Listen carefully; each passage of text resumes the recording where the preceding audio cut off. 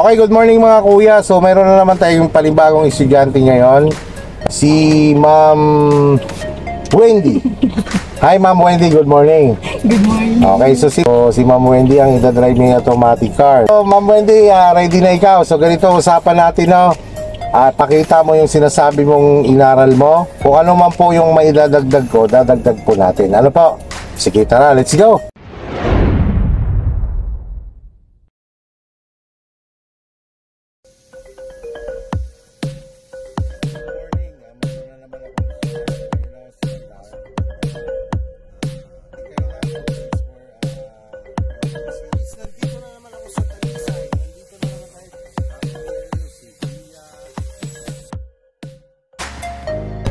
Tayo sa dulo.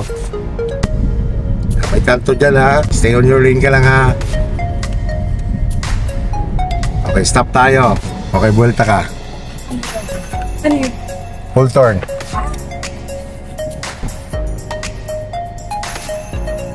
Up.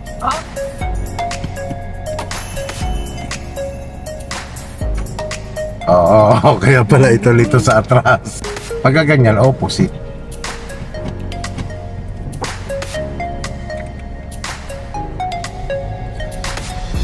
Pitanda lang, hanggang 40 lang tayo dito.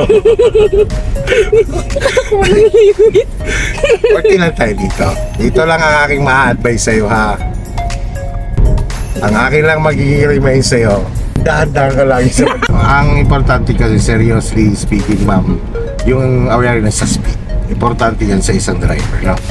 Isa sa defensive driver. So tabi muna tayo doon sa lilom, sa dulo. Sa kanan ha, tignan ko nga kung paano ka tumatabi, paano ka safe na tumatabi. Yan nga. Dito sa?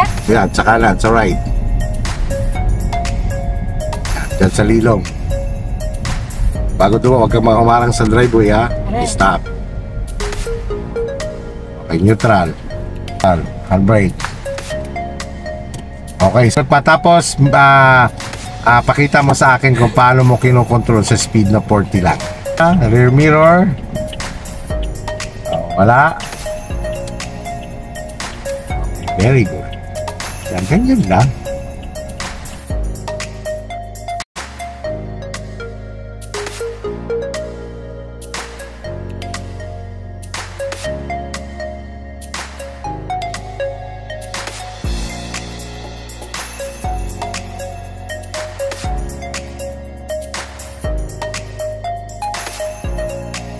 So ngayon naman po, palabas po tayo dyan, bypass road. I-remind lang kita, dadagdagan ko lang yung pagiging maingat mo magmaneho sa kalsada na may mga kasabayan ka na.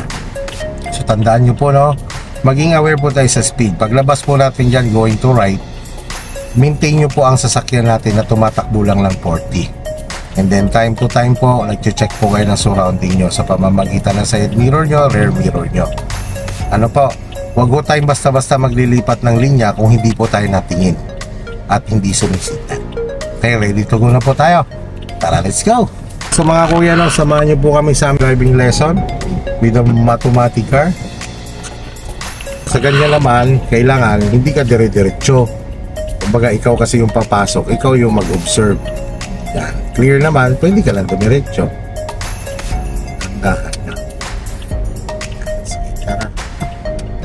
Inner lane ka lang, ha.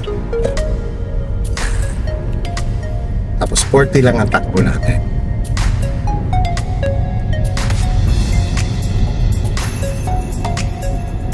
Okay, signal kanan. Stay on your lane. Punta tayo sa kanan. Stay on your lane ka lang.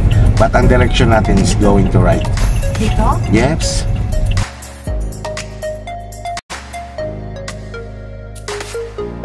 Tapos dyan, siyempre, ang defensive driving dito, huwag kang lalamang sa kaliwa. Nache-check ang iyong alignment sa pamamagitan ng side mirror mo. Bakit hindi ka dapat or lamang sa kaliwa? Siyempre, nandyan yung kasalubong.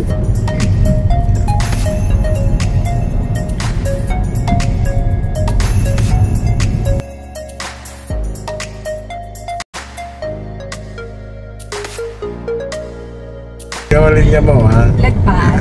Ay, hindi. Dikit ka dyan. Lamang ka dito sa kanan dapat. Kung halimbawa dito mga isang dangkal ang pagitan mo simula sa H-line, dyan mga 2 or 3 sa kaliwa. So nandito na po tayo Ma'am Wendy sa Barangay Road. So paalala ko lang po sa inyo na hindi po tayo dito pwedeng tumakbo ng more than 30 km per hour, no?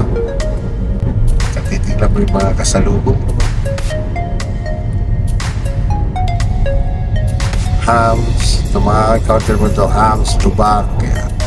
Kaya tayo dito hindi pwedeng tumakbo ng more than 30 o more than 40 kasi nga unpredictable ang movement ng tao sa Barangay Road.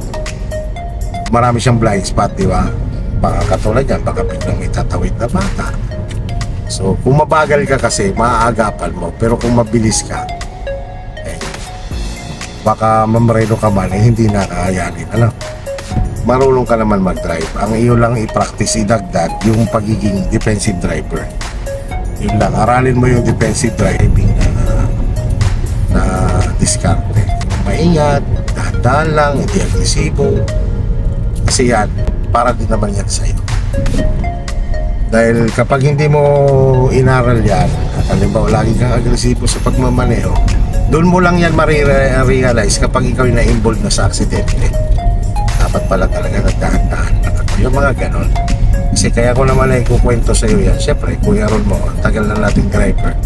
Awa ng Diyos naman. Sa experience natin, dahil naging defensive driver tayo, talagang napaka-minimal yung nangyaring mga... Hindi ko sinabing hindi ako bumangga. Hindi ko sinabing hindi ako sumabit. Sumasabit man ako, talagang lang. Minor lang. Hindi talaga yung ibig sabihin niya malaking problema ba, masakit sa ulo ba.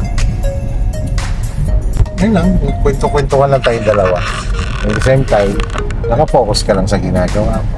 Sige nga, magkwento ka sa buhay mo simula na maliit ka. Tiga Davao ka, di ba? Nga sa Davao? Malawagan ka nga doon sa salita ng Davao. Naulaw po. Naulaw daw siya. Shout out daw sa taga Davao. Asa mas Davao? Okay, shout out daw sa Tagalanang. Mga Tagalanang diha, shout out, follow and share sa Bigman Serga. Subscribe niyo po ako sa Kuya Bigman TV. Okay, so nandito na po kami sa San Lucas. Dinagdagan naman natin ang defensive driving. Speed, clearance,